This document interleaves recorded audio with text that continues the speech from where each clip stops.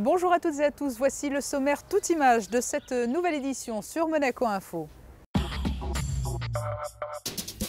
Les têtes de série sont entrées en lice au tournoi de tennis de Monte-Carlo. Nous retrouverons nos 3 journalistes présents au Monte-Carlo Country Club pour vous faire suivre tout au long de la semaine les Rolex Masters sur Monaco Info. Le lancement officiel des services cloud de Monaco Télécom, service dédié aux entreprises.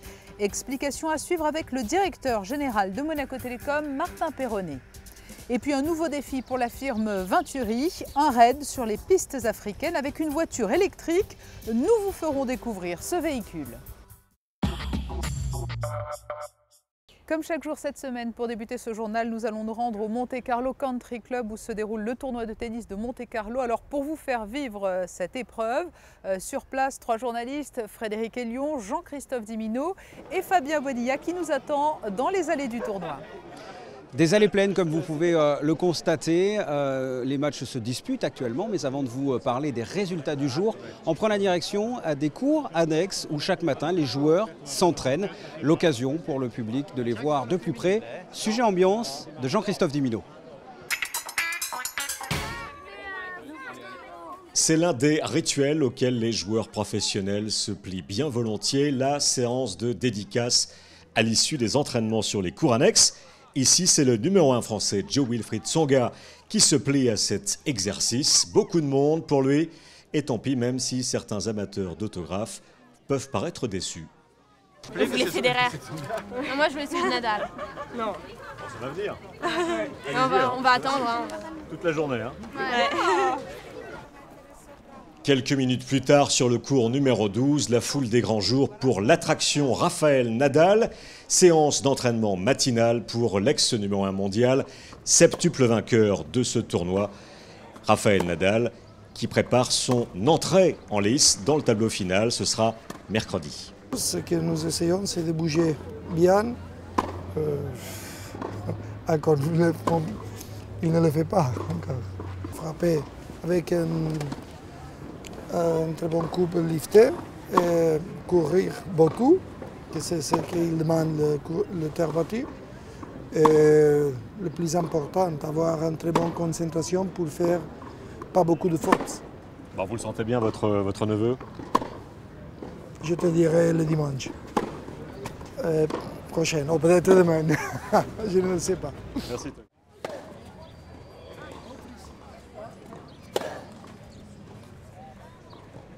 On change de cours. Juste à côté, c'est le Français Paul-Henri Mathieu qui s'entraîne à son tour.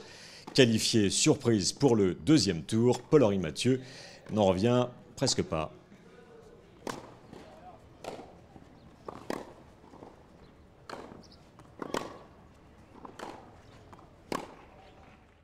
Ouais, non, c'est vrai que c'est du bonus. Je suis content de pouvoir rejouer, déjà me retrouver sur un cours.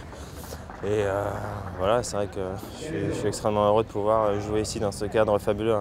Et s'entraîner comme ça avec du public, toujours c'est sympathique. Oui, non, c'est sympathique. On a vu sur la mer aussi, donc voilà, on va pas se plaindre. Hein. Petite séance, 1 heure, et voilà, un petit peu de repos cet après-midi pour être en forme demain. 1 heure d'entraînement, quelques suées avant le grand jour, donc mercredi à la fois pour Paul-Henri Mathieu et pour Rafael Nadal, opposé à Nieminen. On quitte le Monte-Carlo Country Club pour prendre la direction du club de tennis de Beausoleil au stade du Devins. 2 joueurs du tournoi sont venus à la rencontre des enfants. Reportage. Si le public est déjà nombreux dans les allées du Monte-Carlo Country Club, il y avait du monde au tennis de Beausoleil. Les enfants du club et de la région étaient là autour de Fernando Verdasco, finaliste ici il y a 2 ans, et de l'Autrichien Jürgen Melzer, 29e à l'ATP, 2 joueurs qui ont consacré de leur temps à ces futurs champions. C'est sympa d'être en contact avec les enfants et ça leur fait plaisir. Je suis content de leur donner un peu de mon temps. Non, vraiment, ça me fait plaisir d'être ici. Bien sûr que c'est agréable de rencontrer des fans et je pense que pour eux, c'est bien d'avoir l'opportunité de discuter ou d'avoir des autographes de joueurs professionnels. Oui, ça doit être super pour eux. En marge de cette Open, en fait, on a la chance d'avoir 2 joueurs pros dans les 20 meilleurs mondiaux qui viennent offrir 2 heures pour les enfants du club, de la région et des environs, quoi. Donc on a eu plein d'animations pour les enfants, animation radar, animation jeu, animation service, animation échange. Sans oublier la séance de dédicace et un tirage au sort avec de nombreux lots à gagner et notamment des places pour le Monte Carlo Rolex Master. Le numéro 47. Ah, c'est moi. Eh oui. On peut l'applaudir s'il vous plaît. Fernando Verdasco et Jürgen Melzer que nous avons rencontrés en début de tournoi, nous leur avons donc demandé quel était leur état d'esprit et leur forme actuellement. Écoutez. Je me sens bien, vous savez, c'est un tournoi important pour moi. Je vais vraiment essayer de donner mon maximum. Je suis en forme, même si je n'ai pas pu m'entraîner comme je voulais à cause de la pluie, mais j'ai eu une semaine de préparation sur la terre battue, donc je suis prêt pour ce tournoi. Et on termine avec ce que vous attendez sûrement, les résultats du jour, commentés par Frédéric Hélion. À très bientôt. Après avoir battu Olivier Rokus au premier tour, Fernando Verdasco affrontait Ivan Dodig sur le cours des Princes. Le Croate, tombeur de son compatriote Ivan Ljubicic au tour précédent, tient bien l'échange en fond de cours lors du premier set et vient chercher les points enfilés. Verdasco s'énerve et se fait breaker à 4-3 sur une faute en coup droit. Dodig remporte la première manche 6-3 en 38 minutes sur une nouvelle faute de l'Espagnol. Dans le deuxième set, Verdasco refait surface. Le finaliste du tournoi en 2010 retrouve sa gifle de coup droit. Un break dans le sixième jeu et l'Espagnol remporte la deuxième manche 6-3 sur un magnifique revers gagnant. Pas de suspense dans le troisième set. Verdasco prend rapidement le service de son adversaire et dicte l'échange grâce à son coup droit. Dodig craque et s'incline en 3 manches 3-6, 6-3, 6-1. Sur le court central, la tête de série numéro 3, Andy Murray, faisait son entrée dans le tournoi face au Serbe Viktor Troicki. La première manche est à sens unique. L'Écossais impérial en fond de cours travaille son adversaire et lui inflige un cinglant 6-0.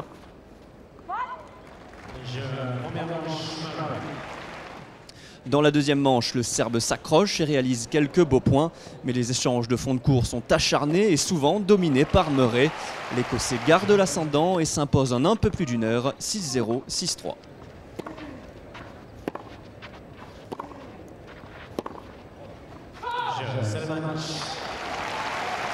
Parmi les autres résultats de la journée, à noter la victoire en 2-7 de Jo-Wilfried Tsonga, 6-2, 6-4, et côté français, la défaite de Michael Liodra en 2 manches, 7-5, 6-3 face à l'Italien Fabio Fonini.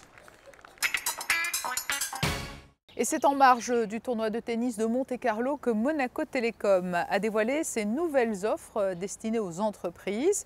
L'opérateur monégasque lance le Cloud Monaco, destiné non seulement aux entreprises de la principauté, mais également à celles situées en dehors des frontières de Monaco. Écoutez Martin Perronnet, le directeur général de Monaco Télécom.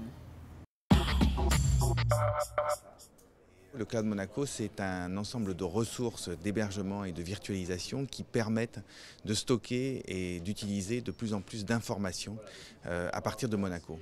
Une fois qu'on a des connexions très importantes, on parle de serveurs virtualisés, c'est-à-dire des grosses ressources informatiques qui du coup permettent effectivement de stocker énormément de données et surtout permettre l'accès à ces données de façon très rapide et très fiable à des clients qui seraient dans le monde entier.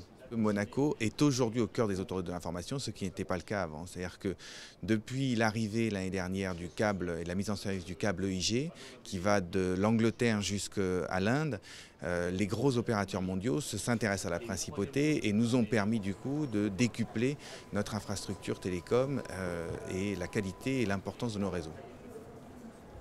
Martin Perronnet, le directeur général de Monaco Télécom, était interrogé par Frédéric Hélion. Un nouveau rendez-vous à noter dans vos agendas, le Café Actu. La première édition aura lieu jeudi à 18 h au Café-Théâtre de la place des Bougainvilliers. Il s'agira chaque mois de débattre d'une thématique entre journalistes et public. Le Café Actu est organisé par le syndicat des journalistes de Monaco. La première thématique retenue jeudi donc est le rôle des médias dans la campagne présidentielle française. Cette exposition au Club des résidents étrangers de Monaco, avenue Princesse Grace, l'artiste italien Giovanni Maria Manganelli a choisi de vous faire découvrir quelques-unes de ses plus belles réalisations, dont la fluidité des lignes et la sobriété ont fait la réputation.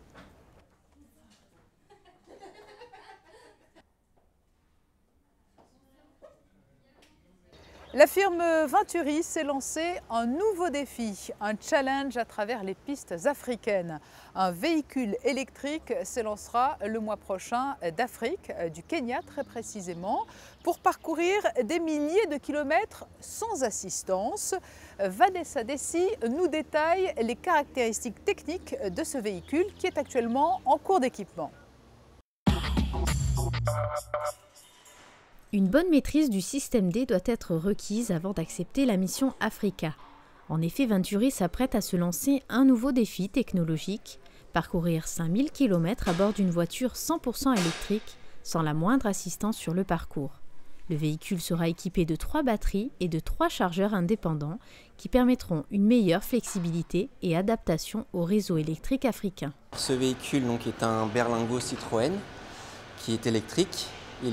C'est une base roulante fabriquée dans notre usine de Sablé-sur-Sarthe, à laquelle on a rajouté 2 autres batteries pour augmenter son autonomie. Nous sommes passés donc d'une batterie qui pouvait faire 120 km à une autonomie maximale de 500 km. C'est une batterie chaude, dite chaude, qui n'est pas lithium mais qui est au chlorure de sodium, donc c'est du sel. C'est une batterie qui a pour l'avantage d'être très écologique par rapport au lithium, qui est très fiable et qui est moins sensible aux variations de température car elle est tout le temps en température élevée, c'est-à-dire entre 200 et 300 degrés.